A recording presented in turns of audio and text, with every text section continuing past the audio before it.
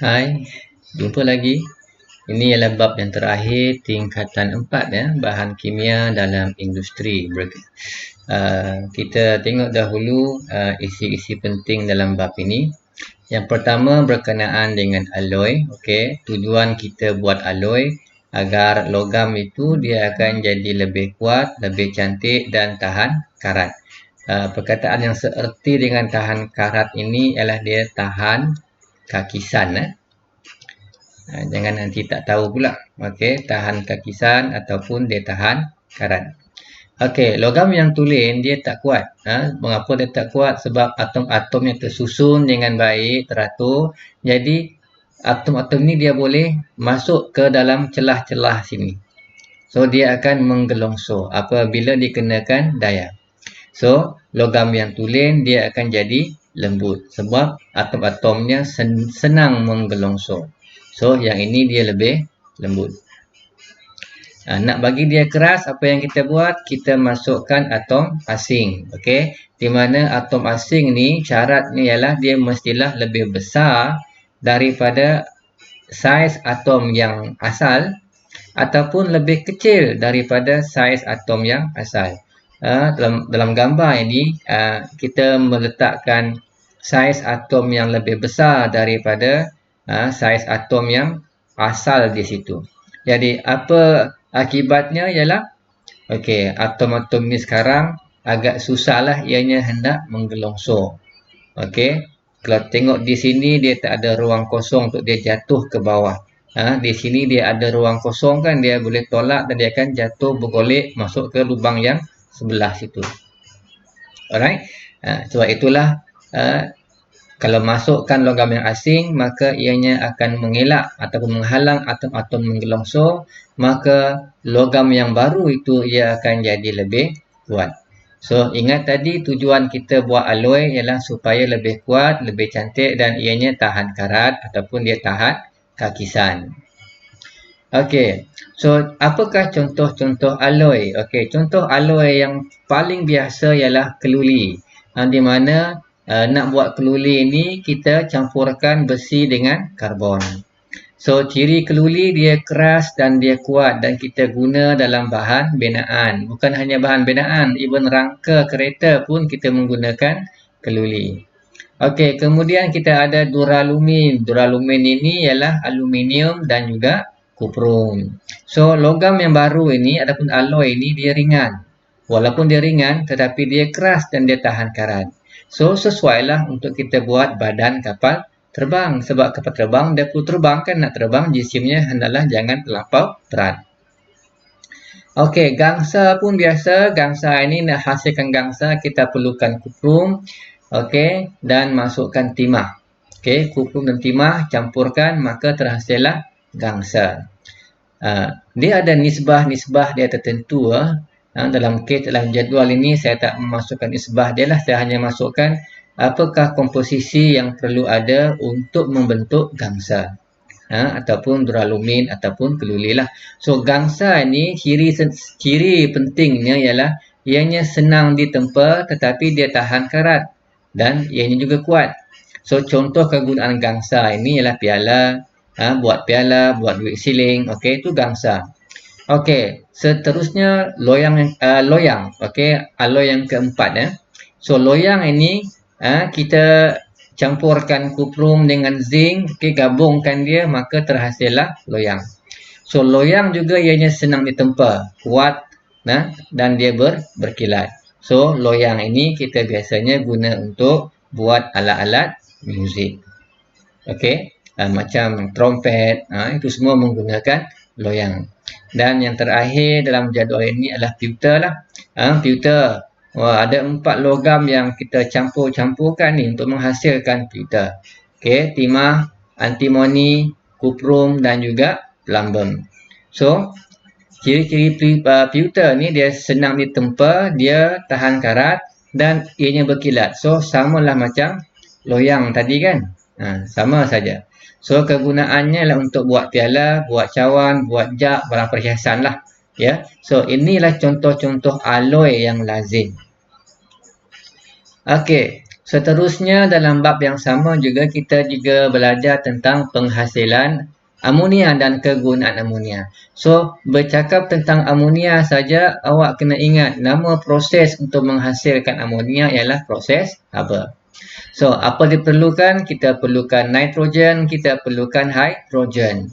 Okey, satu bahagian nitrogen akan bertindak balas dengan 3 bahagian hidrogen untuk membentuk 2 bahagian amonia. So, tindak balas ataupun penghasilan amonia ini dia merupakan tindak balas eksotermik. So, dia membebaskan haba. Okey. Dan untuk menghasilkan amonia, kita perlukan keadaan di mana suhu yang terbaik ialah 450 hingga 500 darjah Celsius. Tekanan terbaik pula ialah 220 hingga 250 atmosfera dan mangkinnya adalah besi. Okey, mangkinnya besilah dalam bentuk serbuk. Okey. So, apa guna mangkin ini? Mangkin, okey, mangkin ditanya apa fungsi mangkin? Fungsinya adalah untuk mempercepatkan kadar tindak balas. Itu fungsi mangkin. Okey, so penghasilan amonia, nama prosesnya ialah proses Haber, memerlukan nitrogen, bertindak balas dengan hidrogen untuk menghasilkan amonia. So, apa kegunaan amonia ni? Amonia ni kita guna untuk buat baja. Contoh baja ialah urea, baja amonium. Selain daripada itu, kita juga menggunakan amonia untuk penghasilan asid nitrik.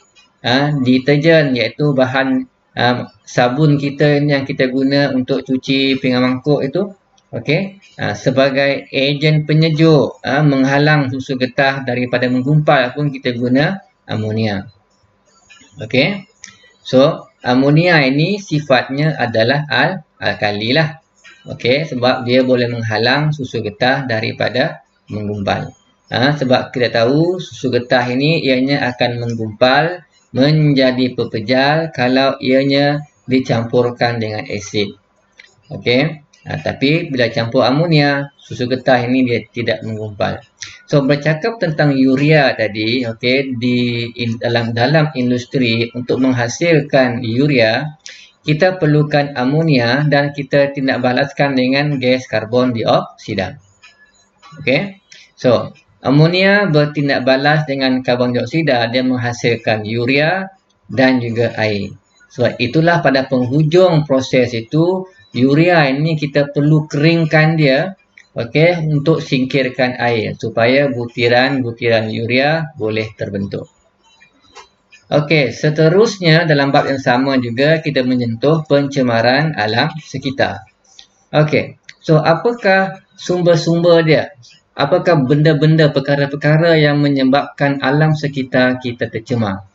Okey, yang pertama kerana pembakaran bahan api fosil. Penggunaan bahan api untuk kereta contohnya. Okey, itu ialah pembakaran bahan api. So, apakah bahan-bahan toksik yang dihasilkan sekiranya bahan api fosil ini kita bakar? Okey.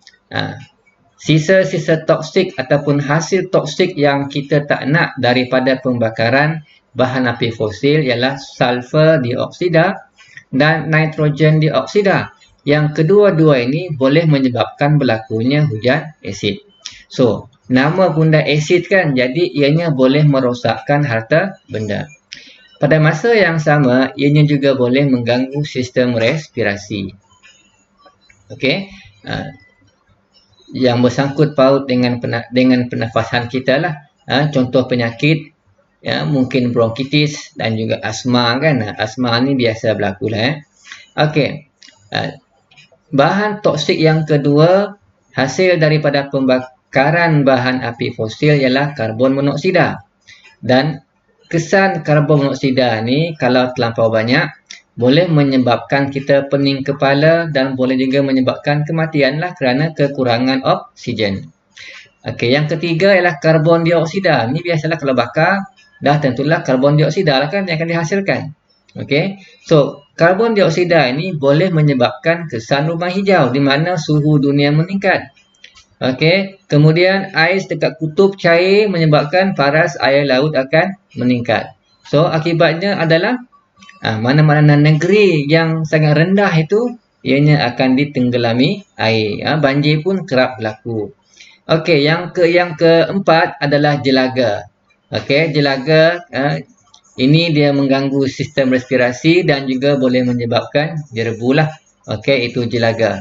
Alright. So, ini ialah sisa-sisa toksik hasil daripada pembakaran bahan api fosil.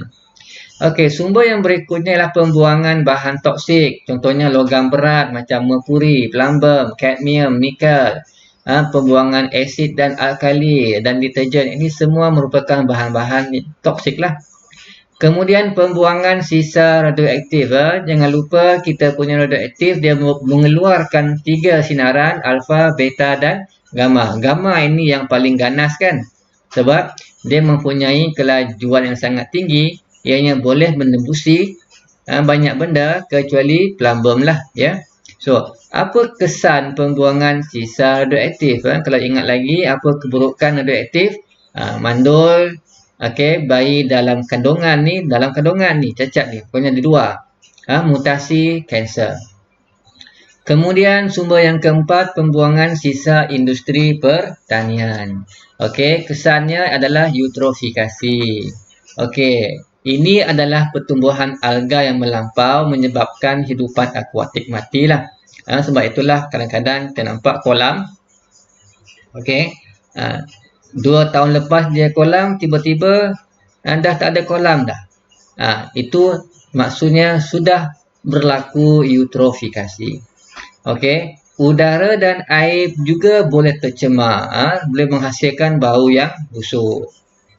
Alright, itu adalah di antara intisari penting dalam bab yang ke-8. So, kita pergi ke latihan sekarang. Rajah menunjukkan eksperimen membandingkan pembentukan karat terhadap besi tulen dengan besi alloy.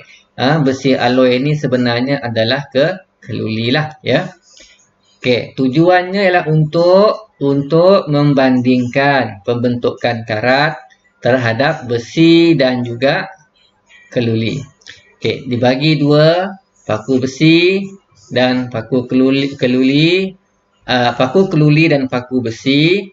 Kemudian larutan yang sama, larutan natrium klorida. Okey, so ramalkan pemerhatian bagi kedua-dua jenis paku selepas 3 hari. So, kita nak membandingkan karat kan, pembentukan karat. So, yang mana satu akan berkarat? Dah tentulah paku besi berkarat, paku keluli tidak berkarat.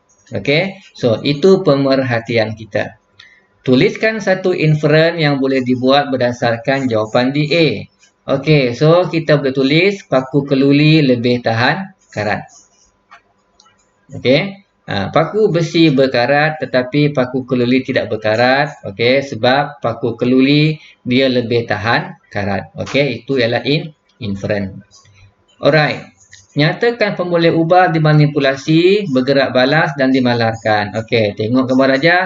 Yang tak samanya adalah paku keluli, paku besi. Jadi, itu ialah jenis paku. Jadi, jenis paku adalah pemboleh ubah dimanipulasi. Bergerak balas pula adalah pengaratan paku. Sebab itu adalah tujuan kita melakukan eksperimen. Membandingkan pembentukan karat terhadap besi tulen dan besi alloy. So, jenis paku ini adalah pemboleh ubah manipulasi, pembentukan karat adalah pemboleh ubah yang bergerak balas. Okey, pemboleh ubah dimalarkan. Okey, kita boleh letaklah saiz paku. Jangan letak paku saja. Kalau paku saja salahlah. Okey, sebab itu objek kita mahukan sesuatu di depan paku itu. Quantifier ataupun kita istilahkan sebagai parameter untuk paku, saiz paku. Okey. Apakah kesimpulan yang boleh dibuat daripada eksperimen ini? Okey, kesimpulan dia hendaklah menjawab tujuan kita membuat perbandingan tadi. So, kesimpulannya ialah paku keluli lebih tahan karat berbanding paku besi. Okay, next one. Nombor 2. So, kita dibagi gambar rajah ini. Okay, tujuan eksperimen adalah membandingkan kekerasan alloy dengan logam tulen. Okay, alloy versus logam tulen. So, lihat gambar dahulu. Kita ada blok gangsa. Ini ada alas berbola, ketinggian, beban. Jadi, beban ini akan dijatuhkan ke atas berbola ini dan menyebabkan lekuklah pada blok gangsa ini. Okey. So, kita juga dibagi jadual di situ. Okey, saya nampak ini adalah blok gangsa di sini ya. So, bermaksud yang ini nanti kita tukar pergi ke selepas pakai gangsa, pakai kuprum pula lah. Kita ada dua sini. Okey, blok kuprum dan blok gangsa. Alright. So, kita dah buat eksperimen itu dan ini adalah keputusan eksperimen. Okey, di mana kedalaman terkemik kita buat 3 kali. Okey, dan ini hasil dia. Alright. So, lengkapkan jadual di atas. So, dia minta purata. Macam mana cari purata? Purata, tambahkan semua sekali, bahagikan dengan 3 kan? So, 1.6 tambah 1.4 tambah dengan 1.5, bahagikanlah dengan 3. So, di sini dapatlah 1.5. Okey, yang ini pula 1.1 tambah 1.2 tambah 1.0, bahagikan dengan 3, dapatlah 1.1. Okey, nyatakan hubungan di antara kedalaman terkemik dan kekerasan bahan yang diuji. Ini senanglah. Okey, ini paling sedikit kemik. Okey, ini paling banyak kemik. Kan? Bermaksud kuprum mestilah lebih lembut berbanding dengan gangsa kan? Sebab dia lebih mudah hendak kemik. Alright. So, di sini dia minta kita hubungan antara kedalaman terkemik dengan kekerasan. So, semakin dalam terkemik, okey, semakin dalam terkemik bermaksud dia semakin lembut lah kan? Ataupun semakin kecil kedalaman kemik, maka semakin keraslah bahan tersebut. Okey. Saya sebenarnya tak berapa gemar ni kedalaman terkemik ni terkemik terkencing lah pula. Kedalaman lekuk lah sebenarnya. Okey. Now, nyatakan formula ubah dimanipulasi bergerak balas dimalarkan. Okey. Dibagi jadual lagi lah senang. Jadi kalau dibagi jadual, dah tentulah kolom pertama ini mestilah formula ubah yang dimanipulasi. Yang selebih sini adalah formula ubah yang bergerak balas. Alright. Jadi formula ubah dimanipulasi adalah jenis blok logam. Jangan hanya kata blok logam saja. Dia mesti ada perkataan kat depan ini. Jenis blok logam. Okey. Sebab kita menggunakan logam kuprum dengan logam gangsa. Nah, formula ubah bergerak balas adalah kedalaman terkemik. Seperti yang saya tunjukkan pada jadual tadi kan. Now, formula ubah dimalarkan. So, apa benda yang dimalarkan di sini? Okey, saya nampak di sini dia letak H. So, ini pun kita tak ubahkan. Kita jatuhkan pada ketinggian H. So, itu dimalarkan. Saya nampak ini beban 1 kilogram pun kita tak ubah. So, ini juga adalah formula ubah yang dimalarkan. So, tulis satu sahajalah. Alright. So, kita boleh tulis ketinggian beban dilepaskan dari blok logam. Okey.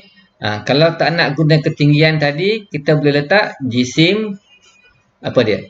Jisim beban. Okey, ini jisim beban. Alright. Sambung. Berdasarkan kepada keputusan eksperimen, blok manakah yang lebih keras? Okey, yang paling kurang kemik, yang paling kurang lekuknya ialah blok gangsa. Jadi blok gangsa lah yang paling keras. Okey. Yang ini nyatakan komposisi gangsa. Gangsa kita tahu dia adalah kuprum dengan timah lah. Okey, itu adalah komposisi untuk gangsa. Berapa peratus kuprum? 88%. Manakala timah pula adalah 12%. Okey, seterusnya lukiskan susunan juzuk atom bagi kuprum dan gangsa. So, saya tahu kuprum ini ialah logam tulen. Ini logam tulen. Gangsa ini adalah alloy. Okey. So, untuk kuprum, kita lukislah dia bulat-bulat, atom-atom ni dia tersusun dengan teratur. Dengan baik. Manakala untuk gangsa pula, dia mesti ada dua atom berbeza dari segi saiz. Okey. So, yang ini adalah kuprum, yang besar ini adalah atom untuk timah. Labelkanlah. Okey. Soalan 3, rajah X dan Y menunjukkan struktur alloy dan logam tulen. So, yang mana logam alloy, yang manakah logam tulen? Okey, ini dah tentulah logam tulen. Ini dah tentulah alloy. Mana tahu sebab di sini saya nampak ada dua atom berbeza dari segi saiz. Okey, mestilah alloy. Di sini cuma atomnya sama saja, tersusun dengan baik. So, itu yang tulen lah. So, now A. Rajah manakah yang menunjukkan struktur logam tulen? So, rajah mana? So, X ataupun Y. So, yang tulen adalah Y. Alloy adalah X. Okey. Namakan alloy yang dibuat menggunakan kuprum, antimoni dengan timah. Okey, ni 3. Okey, ni mesti pewter lah. Walaupun dia sepatutnya ada satu lagi kan. Okey. Kalau awak refer balik kepada yang tadi itu, untuk menghasilkan pewter, kita perlukan timah, kita perlukan antimoni, kita perlukan kuprum, dan satu lagi adalah plumbum lah sebenarnya. Okey. Tetapi berdasarkan kepada ini, saya tahu ini mesti merujuk kepada pewter. Okey, nyatakan dua kegunaan alloy tersebut. Apa kegunaan pewter? Okey, untuk buat alat perhiasan, untuk buat pasu, buat cawan. Okey, itu kegunaan pewter. Okey, kita sambung. Okey, rajah menunjukkan penghasilan amonia dalam industri. So, amonia kan? Saya nampak di sini nitrogen, saya nampak hidrogen. So, nitrogen bertindak balas dengan hidrogen, dia akan menghasilkan amonia lah. Alright. So, nyatakan proses yang boleh digunakan untuk mendapatkan gas nitrogen dan gas hidrogen. So, dari mana datangnya gas nitrogen yang digunakan dalam proses Haber? Ingatlah, ini adalah proses Haber. Penghasilan amonia, proses Haber. Okey, dari mana nak dapat gas nitrogen ini? Okey, dapatnya daripada penyulingan berperingkat cecair udara. Okey, manakala gas hidrogen kita dapat daripada tindak balas antara steam dengan gas asli. Alright, so itu sumber untuk gas nitrogen dan gas hidrogen. Okey, next, ramalkan apakah yang berlaku dalam X. Apa yang berlaku ke atas campuran hidrogen dan nitrogen tadi? Okey, so dalam X itu ianya akan dikeringkan dan dirawat. Okey, campuran hidrogen dan nitrogen akan dikeringkan dahulu, kemudian ianya akan dirawat. Okey, seterusnya dikatakan gas hidrogen dan nitrogen mesti dimampatkan sebelum bertindak balas. Mengapa dia perlu dimampatkan? Okey, tujuannya ialah supaya lebih banyak gas amonia dapat dihasilkan. Sebab untuk menghasilkan gas amonia yang optimum, okey, keadaan optimumnya adalah pada tekanan dan suhu yang tinggi. So, berapa suhu, berapa tekanan? Suhunya adalah 450 darjah Celsius sampai 500 darjah Celsius. Tekanan 220 hinggalah 250 atmosfera. Pemangkinnya ialah serbuk besi. Okey, ini kita dah sebut tadi kan. Okey, next one. Apa fungsi pemangkin? So, fungsi pemangkin itu ialah mempercepatkan kadar tindak balas. Okey, itu fungsi mangkin. So, dia akan mempercepatkan kadar tindak balas semasa penghasilan amonia. Alright. Okey, so kita sambung ke soalan yang seterusnya, soalan nombor 5. Kalau tadi penghasilan amonia, sekarang pula kita bercakap tentang penghasilan urea. Okey, ingat untuk menghasilkan urea apa yang kita perlukan? Kita perlukan amonia dengan karbon dioksida. So yang masuk dalam ini mestilah amonia, okey, dan karbon dioksida. Okey, kedua-duanya dalam bentuk gas lah. Okey. So itu yang kita kena masukkan dalam peranti P itu. Okey, so kita dah jawab pun soalan A. Soalan B, apakah kemungkinan peranti P? Okey, apa benda P ni? So kita dah masukkan gas tadi, kita dah tentulah kena mampatkan dia. Okey. Kena mampatkan. Jadi peranti P itu ialah pemampat lah. Jadi apa fungsi peranti P ni? Dia memampatkan gas X dan gas Y supaya ianya boleh bertindak balas untuk membentuk urea. Okey. Dalam erti kata lain, kita kena paksa X dan Y untuk bertindak balas. Caranya ialah kita perlu mampatkan. So, bercakap tentang mampat tadi, bila mampat saja bermaksud tekanan dan suhunya mestilah agak tinggi. Jadi, apakah tekanan dan suhu optimum, suhu terbaik, tekanan terbaik untuk tindak balas berlaku? Okey, untuk tekanan 150 hingga 200 atmosfera dan suhu pula 150 sehingga 200 darjah Celsius. So, ini adalah keadaan terbaik, keadaan optimum untuk penghasilan urea. Okey. Seterusnya, apakah kegunaan Q? Okey, peranti Q. Peranti Q letaknya di sini, okey. Di sini dan akhir sekali berlakulah butiran urea, terhasillah butiran urea. So apa agak-agaknya peranti Q ini? Okey, peranti Q itu fungsinya ialah untuk mengeringkan cecair urea. Okey. Kalau ingat tadi amonia, okey, amonia tadi bertindak balas dengan karbon dioksida. Okey, karbon dioksida. Apa hasilnya? Okey, hasilnya adalah urea dengan air. Okey, jadi kita tak nak air ini. Jadi kita kena keringkan dia. Supaya yang tinggal adalah urea dalam bentuk butiran. Okey. Now, tulis persamaan untuk mewakili penghasilan urea dalam industri. Okey, ini yang saya dah tulis di atas benda yang sama. Okey, nyatakan satu kegunaan urea. Bercakap urea saja, memang urea ini kita guna untuk baja tanaman. Kalau di Sarawak ini, kilang urea ini dia ada di Bintulu lah. Alright. Okey, kita sambung ke soalan yang berikutnya. Awak dibagi gambar rajah ini, berdasarkan gambar rajah itu, apakah pencemaran gas yang utama? Okey, dia tanya tentang gas. Gas pencemar. Nampak ini kereta-kereta ada kilang, ada asap ini.